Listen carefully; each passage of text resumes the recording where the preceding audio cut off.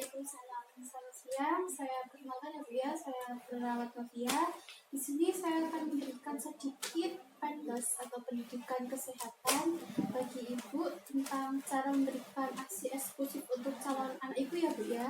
Iya. Apakah Ibu bersedia? Sedia. Saya akan menjelaskan sedikit bagaimana cara memperbanyak biar supaya ASI Ibu banyak ya Bu ya. Ya. Untuk adik yang akan lahir. Nah, untuk yang pertama cara memperbanyak ASI, Ibu nanti kalau sudah anaknya lahir harus sering-sering banyak menyusui Bu, supaya ASI Ibu tetap lancar ya Bu ya. Ya. Terus yang kedua ya Bu ya, Ibu juga harus makan makanan yang sehat ya Bu ya, seperti daging, ikan, terus sayur-sayuran seperti bayam, wortel ya Bu ya.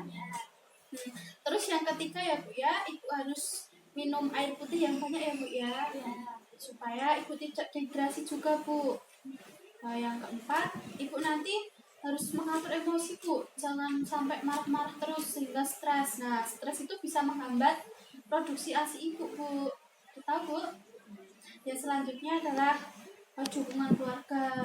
Nanti dapat berkoordinasi dengan suami Ibu ya Bu ya. Nah, dari sini apakah ada yang ditanyakan? Baik Bu. Kalau saya akan menjelaskan bagaimana cara memeras ASI dengan baik dan benar ya Bu ya. Ya pertama, untuk memeras ASI yang baik dan benar itu Ibu harus cuci tangan terlebih dahulu supaya tangan Ibu tetap bersih ya Bu ya. Karena di sini nanti kan akan berhubungan langsung dengan adik bayinya ya Bu ya. Nah, sebelumnya apakah Ibu sudah bisa cuci tangan dengan baik dan benar? Bisa. Baik Bu. Yang kedua, Ibu mengambil wadah Bu. Nah, Ibu mengambil wadah seperti baskom ataupun gelas ditaruh di bawah payudara Ibu ya Bu ya. Jadi ini Bu, ini payudara ya Bu ya. Ibaratnya ini payudara Bu, terus dikasih ini.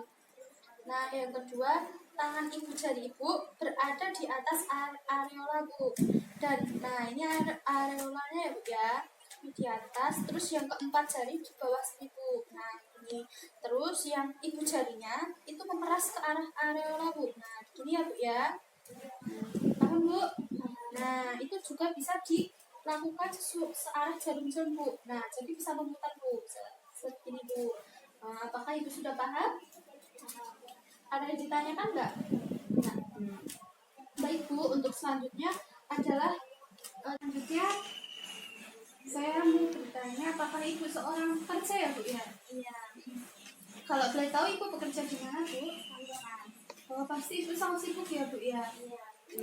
Kalau begitu, di sini saya akan menjelaskan sedikit bagaimana cara memberikan ASI kepada anak Ibu yang nanti lahirnya ketika Ibu sudah sibuk bekerja ya Bu ya? Ini kan sudah umur 8 bulan lebih ya Bu ya?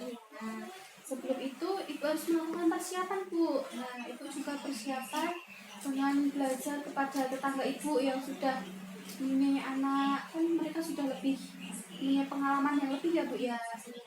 Nah, di lain sisi Ibu juga bisa melakukan koordinasi dengan bidan setempat Ibu. Ya. Nah, yang kedua, Ibu juga harus mengambil cuti Ibu. Nanti setelah bayinya lahir, Ibu harus mengambil cuti 2-3 bulan Bu, agar bisa terfokus kepada memberikan ASI kepada anak Ibu ya Bu ya. Jangan sampai anak Ibu nanti kekurangan ASI Bu, nanti kan bisa mempengaruhi perkembangan si adik bayi. Nah, yang ketiga adalah dukungan keluarga. Nah, dukungan itu bisa dari keluarga, dari suami, ibu, atau mertua Ibu ya Bu ya. Ya, yang selanjutnya itu teman belajar Bu. Nah, teman belajar nanti Ibu kan punya teman. Nah, teman itu bisalah kita komunikasi lewat HP, tanya-tanya gini-gini gitu. Terus bisa belajar cara memeras ASI tadi ya Bu ya. Sudah tahu kan cara memeras ASI dengan benar? Sudah. Terus juga melakukan koordinasi ya Bu ya. Nanti koordinasi dengan bidan juga bisa, atau perawat setempat.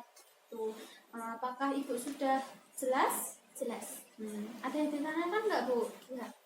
Apakah tadi kan Ibu sudah paham? Tadi kan saya menjelaskan sedikit bagaimana cara memberikan ASI eksklusif pada ibu yang sibuk bekerja ya Bu ya. Iya. Nah di sini saya akan menjelaskan sedikit bagaimana cara menyimpan ASI yang benar ya Bu ya, supaya nanti ibu ketika bekerja bayi ibu tidak kekurangan ASI. Nah cara menyimpan ASI yang pertama itu di deep freezer Bu. Nah itu bentuknya seperti es krim dulu Bu. Nah di situ ketika ASI disimpan di situ ya Bu ya, ASI dapat bertahan selama 6 sampai 12 bulan Bu. Nah, terus ibu juga bisa menyimpan ASI di kulkas pintu 2. Nah, di situ ASI bisa bertahan selama 3 sampai 6 bulan Bu.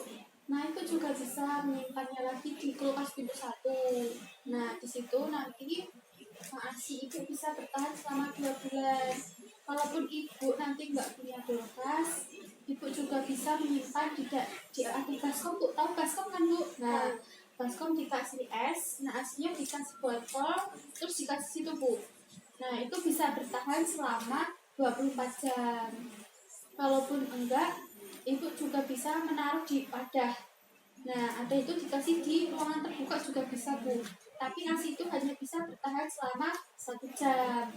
Apakah ibu paham? Paham. Ada yang ditanyakan nggak Bu? Tidak. Nah, tidak. Berarti ibu sudah paham ya Bu ya? Iya. Kalau begitu, saya izin pamit dulu ya Bu ya. Iya. Baik Bu, sudah selesai. Apakah ibu sudah jelas? Sudah.